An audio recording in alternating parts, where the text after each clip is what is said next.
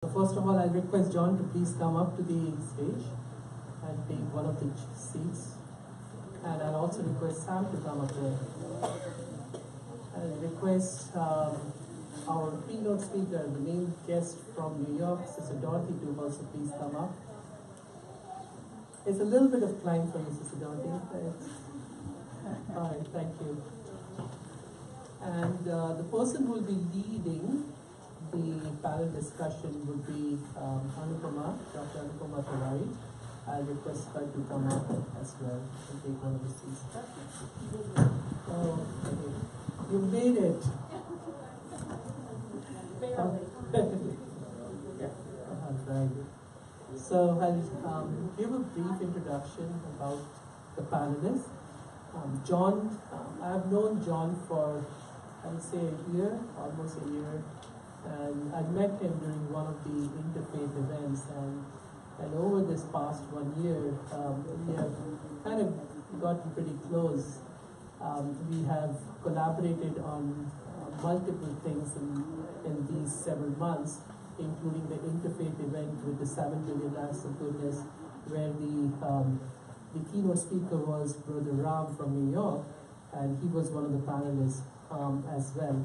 And then we had another event last week in the Aiken Interfaith Committee, and that was very beautifully done as well. And so we have done quite a few things together, and we look forward to more collaboration in the future. And John is a Zen Buddhist, and he's the co-founder of the SEBC, that is the Southeastern Buddhist Community in North Augusta. This community includes meditation, of many Buddhist traditions, and it partners with the Lotus Buddhist Temple in North Augusta, where Ha belongs to that temple. And this temple offers regular meditation opportunities for those of you who would like to learn meditation of the Buddhist type. And then, oh yeah, let's give him a big hand. And then next is Sam Beasley. Again, I met him at another event that I think, John had organized that was in Pendleton Park, another Peace in the Park type of event. And I really enjoyed the grace with which Sam took us through the Tai Chi experience. It was really beautiful. So he's a Taoist Buddhist, a Tai Chi teacher. He has been practicing meditation for 18 years. Tai Chi for 10 years, and I think I remember you shared with us your personal story of how Tai Chi helped you in your life and how it actually saved your life. I can't remember the exact story, but I do remember that it was really profound. So he teaches Tao lessons at the DixieToys.com is his website. So if you'd like to know more, you can actually ask him after the panel discussion. And then we have Sister Dorothy Stanfield. She is our speaker from New York. She was an entrepreneur, and she was based in Florida for quite a while, where she was introduced to the Brahma Kumaris meditation, something like 30 years back, 35 years back, or maybe more than that, forever. And so then she moved to New York. We have a very beautiful retreat center in the Cascade Mountains, where we visit quite often. And I'm sure most of the people here who have been with Brahma Kumaris have visited that place. So she's the programs director there, and every time we go there, it's a joy to meet her. Her happy face, and all the jokes that she says, and she just makes the whole thing so light. You know, yogi with lightness. You know, many times when we think about meditation and yoga and all that, it kind of gives you a feeling that it would be some serious business. It is to some extent serious business, because we're trying to bring about self-transformation, and through self-transformation, world transformation. But the way she does it, the way she conducts herself, is a joy. We had her here last year for the Peace in the Park, and then I was sharing this yesterday in the talk that she gave at the at the Augusta University auditorium yesterday, that we were thinking of whom do we invite this time. And the name that kept coming in our minds, and heart, right? Heart, because she was talking about heart, that was Sister Dorothy. And so we have her here again. So thank you very much, Sister Dorothy. Let's give her a big hand. And where is our Anupama, Dr. Anupama? All right, and she has been practicing meditation, the Rajayoga meditation for quite a bit of time, I would say. Her mother, her parents are very involved in India. They're both physicians. She's a physician. She was earlier based in Michigan, then went to California for a little bit, then to Pennsylvania for fellowship. Now she's based in Greenville. And so we welcome her with a warm hand and heart as well. Thank you, Shravan Bhai. And we're going to move on to our next segment, which is this panel discussion. And we kind of were thinking about what should we talk about.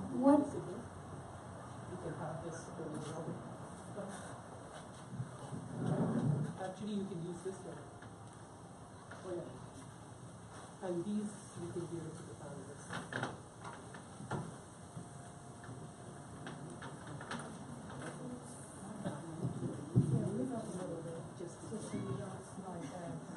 Yeah, I don't want to fall down the stage. That would be good. Okay, so that's mine. I'm holding you.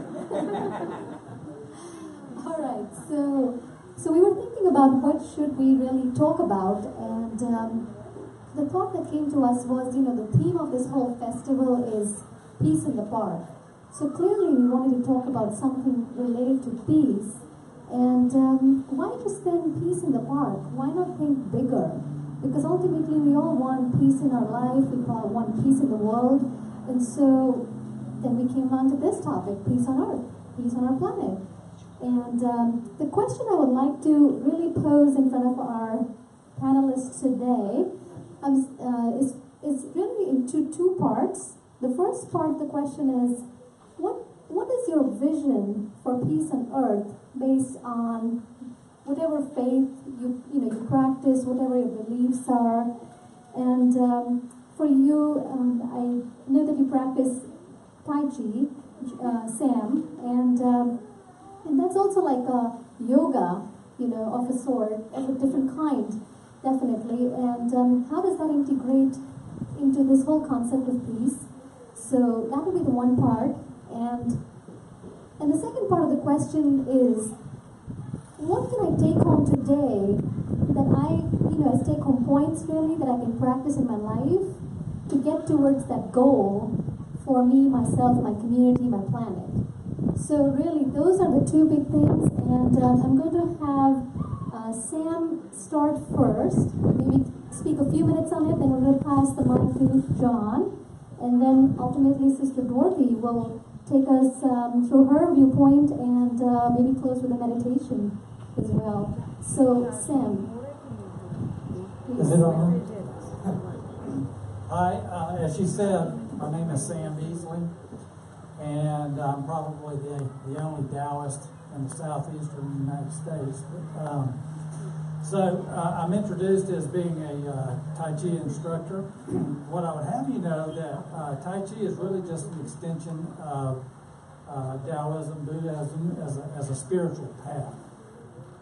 Much like, I guess, yoga would be for that path. In fact, Tai Chi's origin is, it would be traced back, and we would have to thank India for their influence when they came over the Silk Road. When Buddhism and Taoism came together, the outcome was something very dynamic. Having said that, I think that, we're all meditation practitioners, those of us who are devotees. And my first thoughts are that world peace begins with ourselves. So we have to become living examples of how we interact with each other. And perhaps this part of the United States, I consider to be like the epicenter of disharmony in racial relations. I don't know how much you know about American history, but in the 60s, 50s and 60s, the civil rights movement originated down south here. And I grew up in Mississippi. And when I was 12 years old, I met the first Black American that came to my white school. And it was really a disturbing time. So my culture is still in disagreement with that. And in my awakening through meditation, part of my personal testimony and the way I present myself is to be the exception to that local rule. There's a saying in politics, all politics are local. So the way that you accept others begins right here, right now. And meditation and the spiritual, Eastern philosophy and Eastern spirituality taught me how to see another person as a spirit rather than their background, their origin, and who they are. So, as someone that grew up down here, my way I approach it is that I have to be the living example, and in a lot of cases the exception to the rule, of accepting other people and finding the goodness, seeing the spirit in that other person, no matter how they look, how they talk, what they eat, what their accent is. So I guess it would begin with yourself, and then by your leadership and example, people will ask, wow, how did you get to this place? So, and I'll close with a thought that occurred to me not too long ago. To me, I thought, why is it not possible? Humans consider ourselves the most evolved species on this planet. Why is it our species, we can make cell phones, we can go to the moon, we can send a rocket to the outer limits of the solar system, but we cannot, for 1 hour, stop killing each other. We cannot stop the taking of life of another of our kind for not even 1 hour, probably not even 1 minute. And why is that so? I applaud, and I'm deeply honored by the invitation here, and would say that if we can lead by example and show others around us that we can, walk the higher path, control your ego, and follow your spiritual path. Thank you, Sam. So now we're going to have John give his insight on this question about peace on our planet.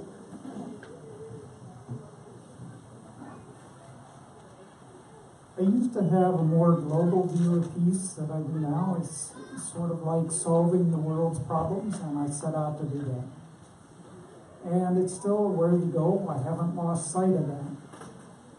But as I've changed over the last couple of decades, it's become more apparent that the first peace that I have to create is in my own mind. That seems pretty easy, because when things are going well and people agree with me, it seems like peace is there. But that's not the reality. A lot of people don't agree with me. A lot of people are unhappy about whatever's happening in their life. One of the things that's always been puzzling to me is to see people who want to create peace, and yet they take their anger to the peace table. Wherever you are, you bring yourself. You bring yourself in your mind and your thoughts and your presence. So, several years ago, while my focus is still world peace, and I don't know when that will be achieved, there's some scientific evidence that if you look at the trend of violence, despite what you read in the news, that the general trend over the last several decades has been downward. It's least violent time in least Western history. It doesn't feel that way. It doesn't seem that way. But that scientific study says Pinker says that it really is less violent today than it used to be. I've often tried to consider this a situation between politics and religion, and the overlap between politics and religion. Some people don't see them as separate. But at least in my mind, politics seems to be all about the struggle of power. It's who has power and how they're going to use that power.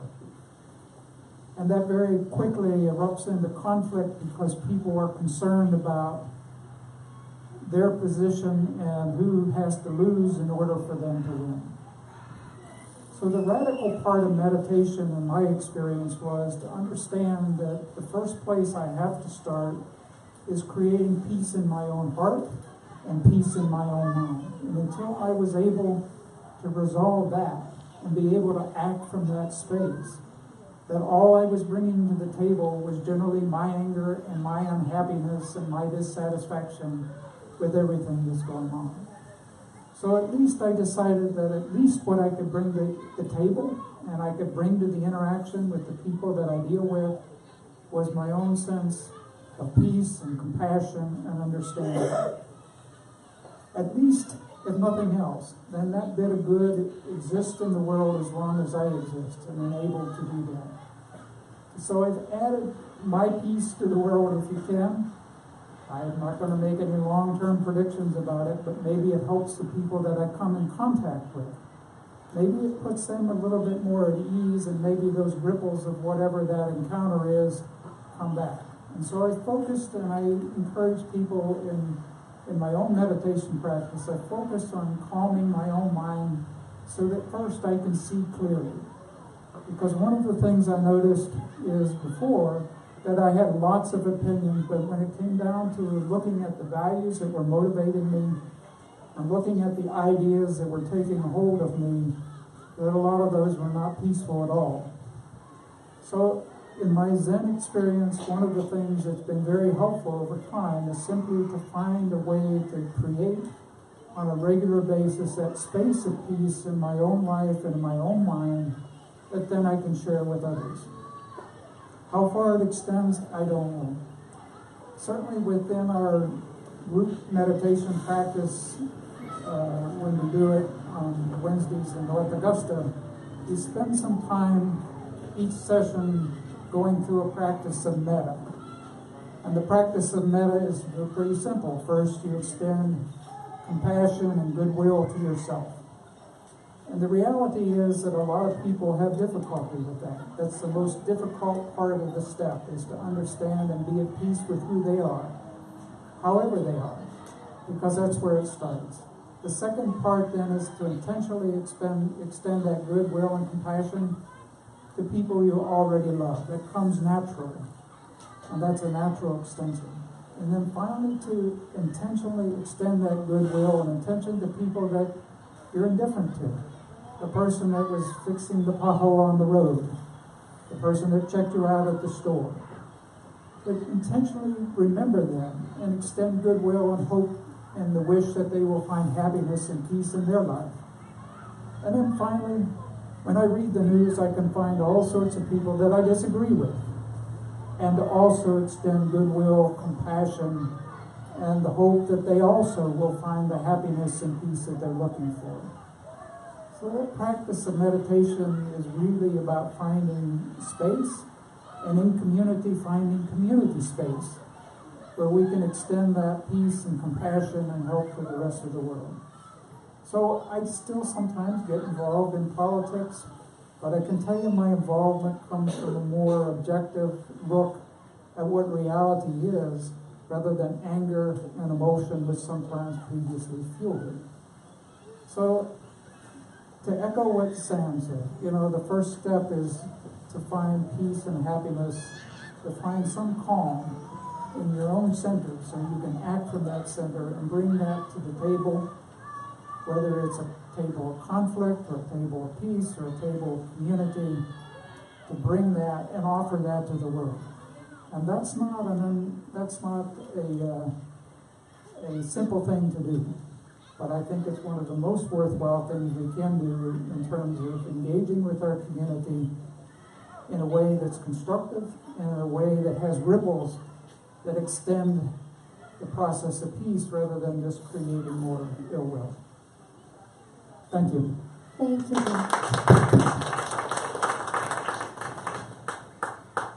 And now it's Sister Dorothy's turn. Well, I agree with both Sam and John 100%, and so I don't have to say anything, right? Thank you for inviting us into your presence, and I'm looking around and everybody looks so good but different, but I see that I'm so pleased that we're all of the same religion. Is that true? Is it? Some of you are saying yes, and some of you are saying, what is she talking about? It depends upon what unified religion. What we say is that we all have different religions of the body, depending where we were born, what culture, what religion, what country, what family. But that all souls are the same religion. And that religion, as both of these scholars have said, is peace.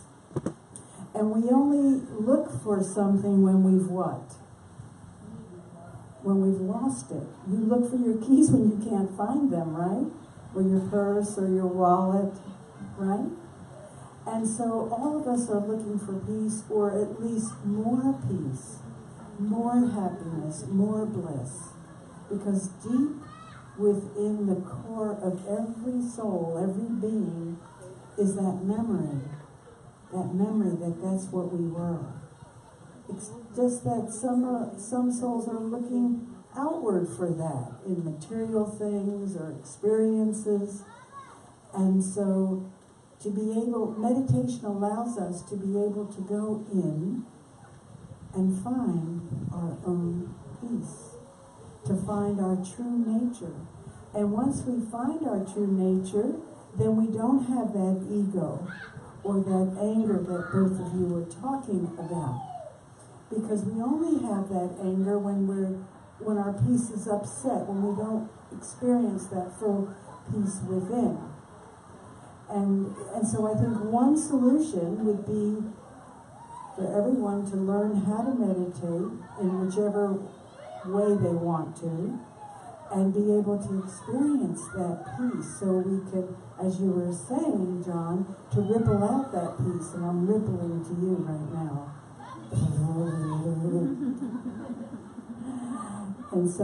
And then we all become that. But also to have this vision, as you were talking about, Sam, that this vision. Now, some of you might be wearing a blue t-shirt, some of you have red shirts on, orange, white, some of you have writing that says peace in the park. And does it matter what we're wearing? No. One day you might put on a blue shirt, the next day it's red, and it might be black. So it doesn't matter. And the same is true of the bodies we're wearing. You see this body I'm wearing? That stuff that's hiding me, the one who's talking through these lips and looking out through the windows of the soul. And so this commonality of seeing everyone, as you were saying, as brothers and sisters. How many gods are there? What? One? How many think there's only one God? Okay. We just call them different names, right? And so if there really is only one, then we're all children of that one. And being soul conscious, in other words, seeing everyone as the driver of this vehicle. This is my vehicle called the body, and this is your nice vehicles you souls brought with you today. And you too. They all look different, but you're all such peaceful souls. And that's the consciousness and the vision that is my wish for the world. And Annabelle, can I tell a joke? You may. Okay. When I was in the park walking around, I came across the big lion and a little mouse. And I was listening to them, and they were talking to each other. And the little mouse said to the big lion, "Oh, Mr. Lion, where do you live?" And the lion said, "I live in Augusta, North Augusta." "Oh, that's so good, Mr. Lion. And Mr. Lion, do you have friends?" "I have lots of friends. I'm the lion of the park." "Oh, that's just so wonderful, Mr. Lion. Mr. Lion, what do you eat?" "What I eat is big mouth mice." "Is that so?" That's the end of the joke. Om Shanti. And so we should all just speak softly, quietly, and little. So, can I ask you to share some take-home points for me? I like the whole concept of this is just a vehicle and you're a soul, but still, what do I need to do when I get out there and make this more practical for myself? Well, I think we have to just think about that we are one human family. And that everyone that I see, even they're wearing different clothes, different bodies, that we're all the children of God. And really recognize that. See beyond the features and feel the spirit, feel the soul, and feel the sweetness that each one of us has for each other. And as my vision changes, my world changes. As I begin to see others and to see their specialties. Many times we look at the faults of others, the weaknesses of others. And all of us have weaknesses and faults. Is that true? Yes. Is there anyone here who doesn't? No. And all of us all have some special points, right? We have strengths, we have virtues, we have values. And so to be able to draw those out and see those. And when I see a virtue in someone or something very special in someone, what is that going to do for me? It's going to bring my own specialness up. And when I see defects in someone, then that voice of defects is going to increase in me. And so whatever I see, wherever my vision goes, that's what I'm nourishing inside me. So I would say just to see the goodness in everyone, to treat everyone as they're your best friend, your most beloved sister, or most beloved brother. Thank you. That was very good. Can we have a hand for Dorothy? Perfect. So now I would like to request you to just take us through a little meditation experience. Something on those lines that you just shared with us. So just sit comfortably, but leave your eyes open. Leave your eyes open because we don't have to meditate with our eyes closed. And the reason we meditate with our eyes open because it begins to reprogram us that we're peaceful in life, not just when we're alone, not just when we're doing a meditation in our little meditation room, but when my boss is yelling at me, I can still tap that peace that I am.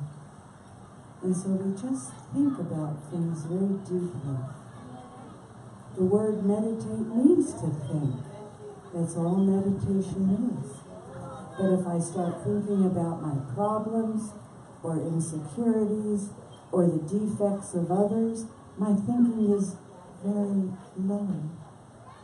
But as I begin to think that everyone is a peaceful soul, and I see beyond the face, and I look into the eyes of all of you, and I see the soul behind the eyes. And I hope you don't stop your vision here at my forehead and think I stop here, because I'm inside, looking through these windows of the soul.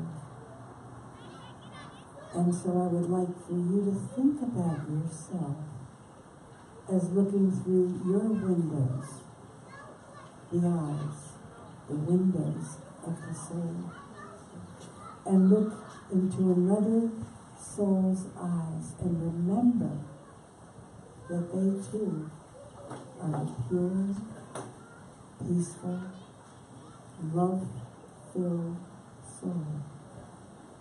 And as I see that vision of others, that's what I become.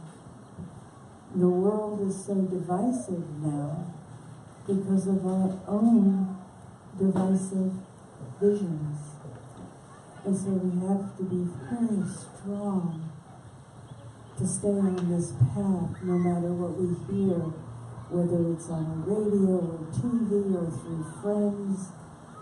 But keep this narrow vision that we all are brothers and sisters, and to give that unconditional, unlimited love. Something that we all want. And yet, sometimes we hold it back. Do you ever hold it back? But love is something that whether you give it or whether you receive it, both experience it. So my wish for all of us is that we just keep giving love, no matter how angry a person is in front of us, whatever defects they may have, just be the Ganges of love and keep giving that love. And you'll just be a little sweetheart. And you'll feel grand. That's what life is about. Just feeling your own perfection, your own excellence. Thank you for being with us today. Om Shanti. You all know what Om Shanti means? It means I'm a peaceful soul, and so are you.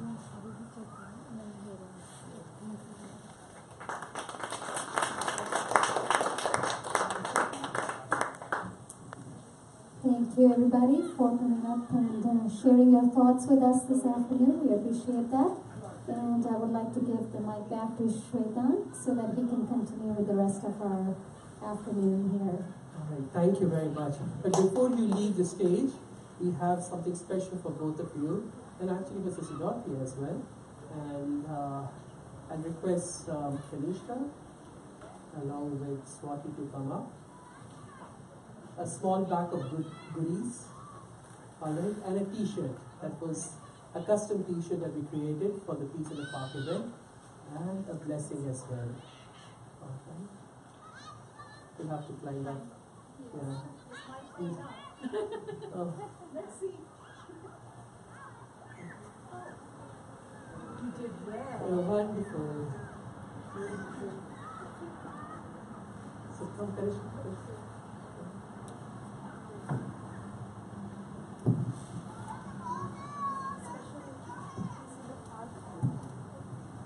We have a special Peace in the Park t-shirt for our wonderful panelists. We truly enjoyed your participation. Thank you so much for being with us and sharing your beautiful, peaceful energy with us. And we have a blessing card. And this blessing card is specially prepared for Peace in the Park event. It has Peace in the Park. And every card has a different blessing. So I will read this blessing aloud for all of you so that everybody knows what you got. Your blessing is, Sam, your serenity is based on taking responsibility without taking blame and letting go without giving up.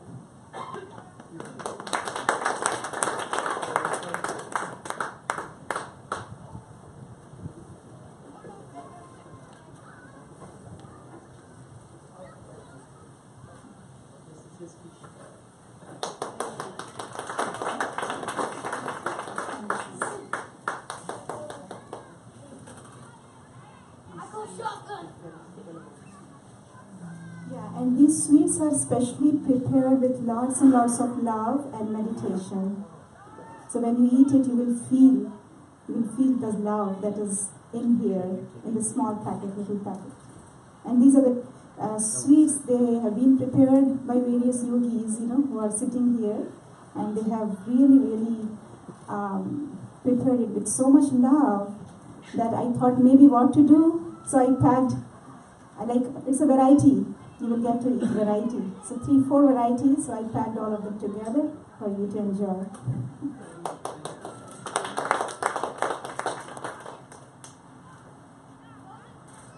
Now John, your blessing is, your easy nature reveals the precious balance of a cool head and a warm heart. It's so true for him. It's exactly who he is. Exactly. What do you say?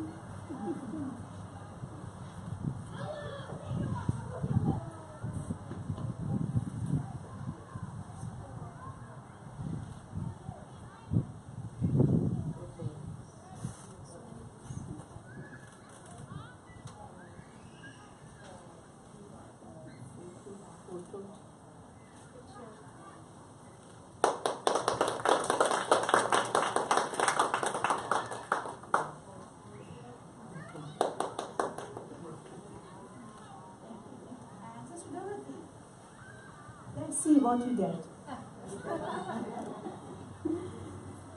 Through your noble presence, others receive a vision of one who is brave of heart and truthful in nature. Beautiful.